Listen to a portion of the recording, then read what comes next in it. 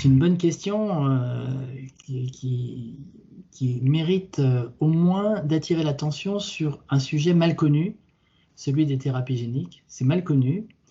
c'est pas vraiment diffusé, la connaissance pas très diffusée, et par ailleurs,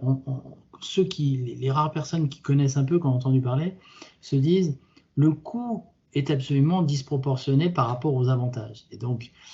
promouvoir un plan sur les maladies, sur les thérapies géniques, ça a comme avantage de poser clairement sur la table ce dossier qui nécessite une exploration complémentaire.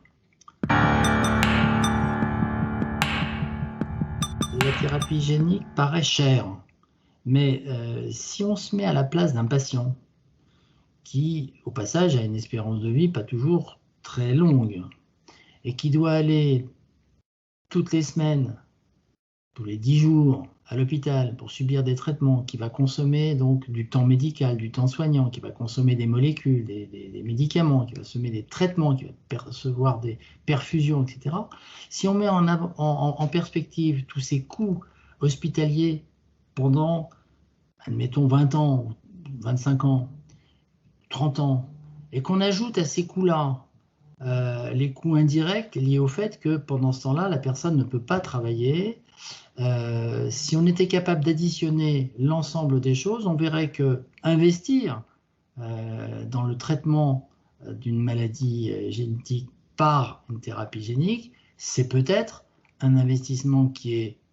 très bénéfique pour le patient, dont la qualité de vie s'améliore. Et donc ça, je crois qu'il ne faut pas l'oublier, parce que s'il y a quelque chose qui est fait, c'est quand même pour améliorer la qualité de vie des patients.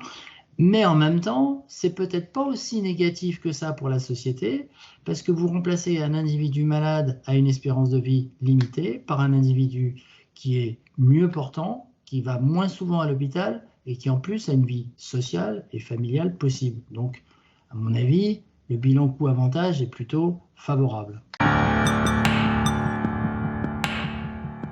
Alors, je ne suis pas sûr de bien comprendre cette question, mais je pense à quelque chose de simple, c'est que notre pays, la France, est souvent leader dans le domaine de la recherche fondamentale. Et si on cherchait un impact, c'est-à-dire une conséquence importante d'un investissement dans le financement des thérapies géniques, on pourrait se dire que la France, qui est leader en matière de recherche fondamentale, qui a par ailleurs, qui bénéficie d'un grand nombre de professionnels et d'établissements de santé qui sont exemplaires.